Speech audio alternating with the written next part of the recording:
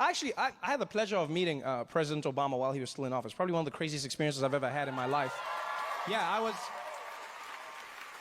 came out of nowhere. I was at the Daily Show, I was in my office, and I got a phone call from the administration. And someone on the other end was like, "Hi, Trevor, would you like to interview the President of the United States in the White House?" And I was like, "Do you ask stupid questions?" It's like, "Of course I want to meet the President of the United States. Are you serious?" And the day finally came. Went to DC with my TV crew, and they set us up in a room which is literally opposite the Oval Office. We put all our cameras in place, and all we're doing now is waiting for the president to arrive. So we're staring at the door with bated breath. And the reason we're staring is because they don't give you an exact time of the president's arrival for his safety, right? So they just give you a window, like the cable guy. So we're all waiting there, listening to every footstep, every moment. And then he just popped in behind us, scared the shit out of everybody. Yeah, because there's a secret door, but they don't tell you, again, for safety, right? So we're staring at that door, and all of a sudden he was like, "Hello." And I was like, "Ah!" But I had a great time in the interview with him. He was really, really kind to everyone in the room, and then we turned off the cameras, and I promise you he became even nicer. We just had a conversation. I thought he was going to leave. I mean, he's president of the United States. You've got to go do something. And he just chilled for a bit, you know, and we spoke as human beings, and it went really well until he turned to me and he said, "Trevor, you know, I got a show that I'm doing in a few weeks, a little thing that I thought maybe you'd want to pop by and perform if you don't mind." I said, "Mr. President, I would be honored. You just let me know when and where. What's the show going to be for, sir?" He said, "Oh, well, Trevor, I'm doing a little thing for my aides, and I thought maybe you'd want to be there." I said, I would love to. Thank you. I'm sorry, a show for what?" He said, "For my aides, Trevor." I said, "You have AIDS?"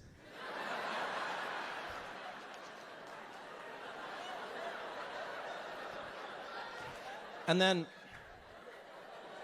he explained what he meant. And I wanted the earth to swallow me whole. Because I had just looked at the President of the United States and asked him if he had AIDS. And you know what the worst thing is that he was nice to me as well? Because I said that, and then he explained, and then I was like, "Oh, I'm so sorry, Mr. President, I didn't mean that. I don't even know why I thought it's just like you said AIDS, and like the AIDS." You know, because here's the thing, in my defense, right, I get it now. He means AIDS as in the White House aides, the people who help the president. I get it now. But in my defense, where I'm from, AIDS is some other shit that doesn't help anybody. No one in Africa is walking around like, "Let me introduce you to my aides, huh?" So now I'm here and I'm frazzled. And I'm like, "Mr. President, I'm so sorry. I didn't mean that. You don't have AIDS. You definitely. And even if you did have AIDS, there's nothing wrong with having AIDS. There's no stigma. We can still be cool. Actually, I don't even know why I'm saying this. I'm so sorry." And he's like, Trevor, calm down. Trevor, calm down." I was like, "I'm so sorry, Mr. President. I'm so sorry. I shouldn't have said I'm probably the dumbest person you've ever met, Mr. President." He's like, "No, Trevor, calm." I said, I'm the dumbest person you've ever met." He's like, "No, Trevor, that's not true. I've met Trump." Get out of here! So smooth.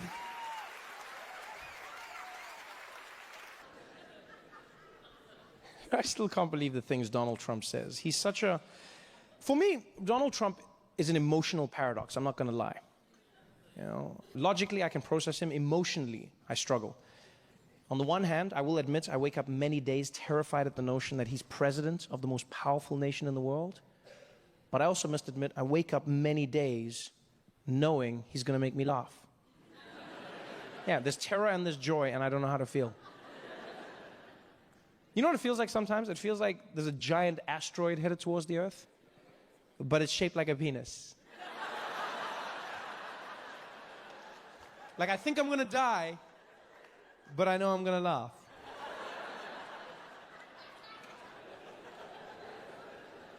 You just look at everything that he does.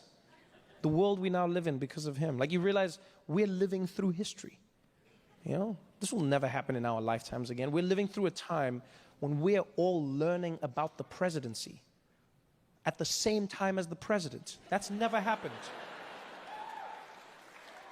How wild is that concept? You wake up every day reading the news, and you're like, "Wow, I didn't know that." And somewhere at that exact same moment, He's reading the same news going, wow, me too. And nobody knows where it's going to lead. Nobody knows what he's going to do. All we know is that he wants his wall. He wants his wall. Donald Trump wants his wall. He needs $25 billion the last time he asked. He needs it from American taxpayers because Mexico is smart. That fell apart real quick. I remember how confident he was at the rallies, people cheering for him. He was like, folks, we're going to build.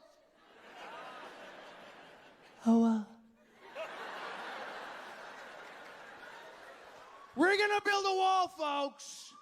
Who's going to pay? Mexico.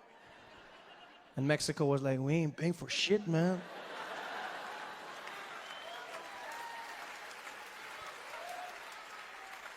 We might build it, but we're not going to pay for it, man. And I don't know if you've been following the journey of the wall, but it's probably the best comedy on TV, right?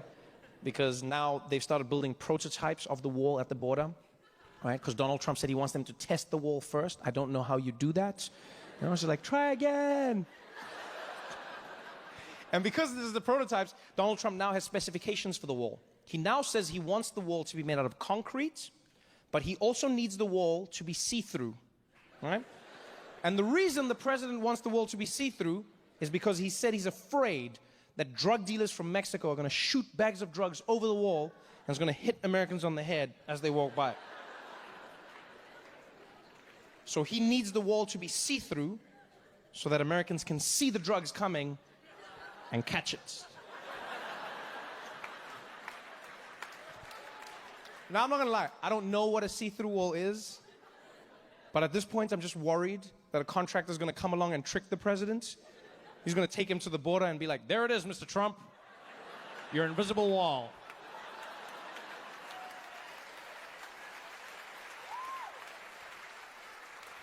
And then just to make sure he buys it, he's going to hire a troop of Mexican mimes just to be like, oh my God, you can't get through it.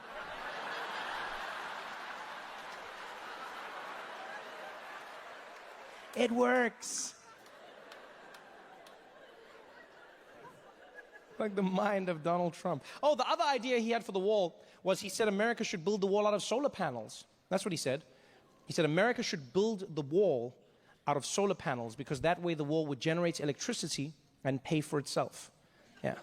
Now, I'm not going to lie. That's a good idea, right? It's a good idea. Unless you know anything about solar panels or the sun or walls. Because the problem with that idea is that the sun is up, yeah? We'll agree on that? We're still on the same page there, yeah? The sun is up, right? A solar panel wall is not going to work because a wall is like this. So technically it's facing down. So unless you have like a really swaggy sun that's like, yeah, I shine real low, B, it's not going to work for you. The only way it works is if you take your border solar panel and lean it at an angle to get the sun's rays. But if you do that, now you've just created a giant ramp for Mexicans to shoot into America. It's like, órale!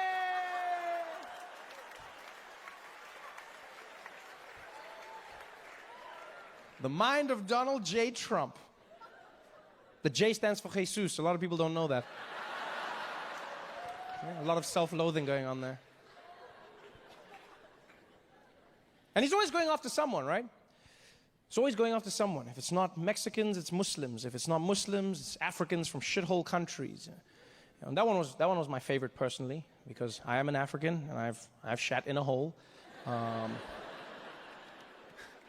I also liked it because like people came up to me and asked me questions. There was one man who came up to me after a show, really concerned. He was like, Trevor, hey, can I ask you a question?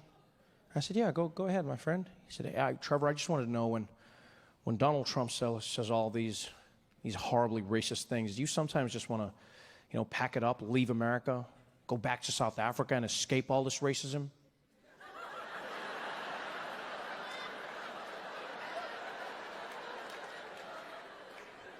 I said, my friend, you don't go to South Africa to escape racism. That's where you go to stock up. Are you kidding me? That's the one thing that reminds me of home. Racism out here.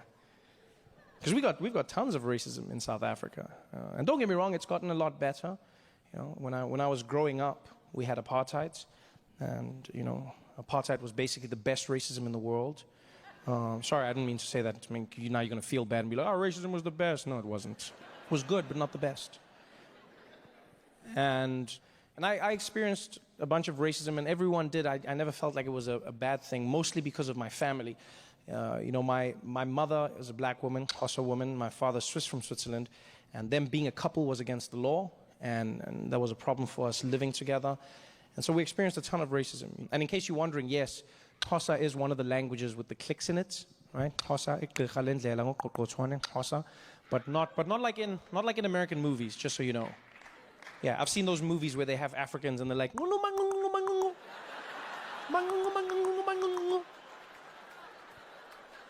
that's not a language. Yeah, even we watch those movies and we're like, I wonder what they are saying, yeah? Where are they from? I think they're from Cleveland. It's not just clicks. The clicks are consonants. We still have vowels. Yeah, I grew up in this family, and we couldn't live together. I could live with my mom, but my dad obviously couldn't live with us because it was illegal. And people would be racist to us all the time. But I was really lucky growing up because my mom is probably the most gangster human being you'll ever meet in your life. Right? Nothing got to her. Nothing fazed her.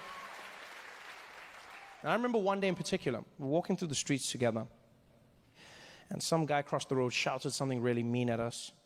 And I was about 4 or 5 years old. And I turned and I looked at my mom and I said, Mommy, what do we do if people do the racism to us? And my mom said, oh, baby, you know what we do if somebody's racist? We take that racism of theirs and we shake it up with the love of Jesus. And then we send it back.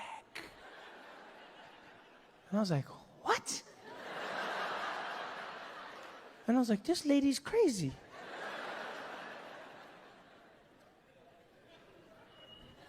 And she was crazy, but she was also right. Yeah, I didn't even realize how right my mother was until decades later, which I feel is what always happens with your parents, right? They're crazy, and then you get to their age, and you're like, oh, that's what it means. I only learned the lesson my mother was trying to teach me when, as a grown man, I was walking through the streets of Chicago.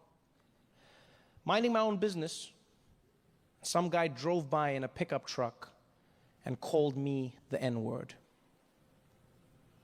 And I'm not gonna lie, I was disappointed. Mostly because he was driving a pickup truck. Yeah, I just felt like that was an unnecessary stereotype that he didn't need to perpetuate. You know? I feel like if you're gonna be racist, do something different. You know? Think outside the box. Drive a Prius. Yeah. It's better for the environment, and it's quiet. You can sneak up on me. We both win. But no, the guy was he was driving a pickup truck, called me the N-word, and oh, to give you the full story, I was jaywalking, right? I was jaywalking, yeah. And I don't tell you this to justify what he did. I just want you to know that I'm no angel, okay? Yeah. I was crossing the road, and then the light turned red for me, but I decided to walk anyways because I don't see color.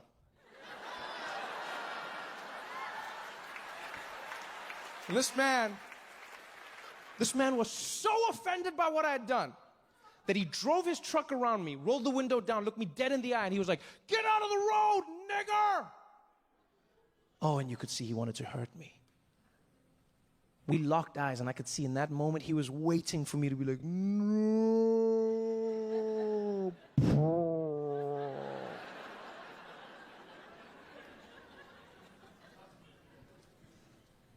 But what that man didn't know was where I was from. More importantly, who he didn't know was my mother. Because he thought it was just going to be a regular racist day. He thought he was going to drive by, throw the N-word out the window, carry on with his life. He didn't realize that that was the son of Patricia stepping into the road. And it happened in a moment, but it lasted a lifetime. Because I didn't even think. He shouted that word, and out of nowhere, my body was like...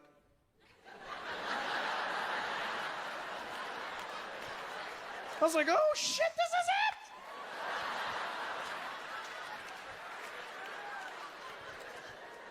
And let me tell you something, LA, it was so beautiful because I didn't plan it, I didn't think about it. All I know is I stepped into the road, he drove his truck around me, rolled the window down, looked me dead in the eye, and he was like, "Get out of the road, nigger!" And I turned and I was like, "You're my nigger!"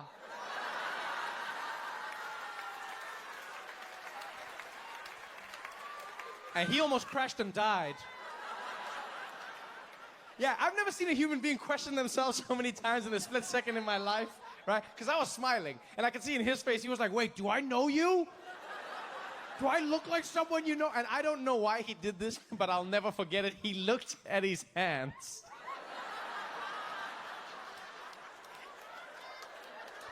He looked at his hands like they'd somehow magically turned black, like I had cursed him with a nigger bomb. I don't even know what he was thinking.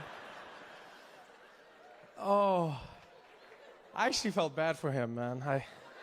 Because I've been called that word before, but that was his first time. Like, you never forget your first time, you know? Yeah, but I'm sorry, I'm not gonna what? Is that what he wants? He wants to throw the word at me and then my day is spoiled? Is that how it works? And we'll be like, "Nigger," and I'm like, "I'm a nigger, come here, nigger." I don't have time for that, man. My mom always used to say, she said, "You can't control what people do to you, but you can control how you react." So I promised myself, I said, I'll never give a racist person the pleasure of seeing my pain. Maybe painful, maybe hurtful, but I won't give them the pleasure of seeing my pain.